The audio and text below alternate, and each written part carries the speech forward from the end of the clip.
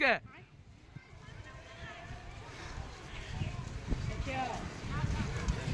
স্যারের ভাই ভয় করে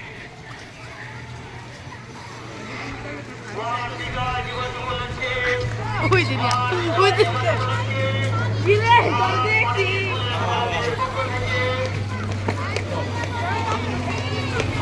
আমাদের এই বিজয় রানী 30 লক্ষ বাঙালি রক্তের বিনিময়ে অর্জিত আমাদের এই বিজয় 30 লক্ষ বাঙালি রক্তের বিনিময়ে অর্জিত আমাদের এই বিজয়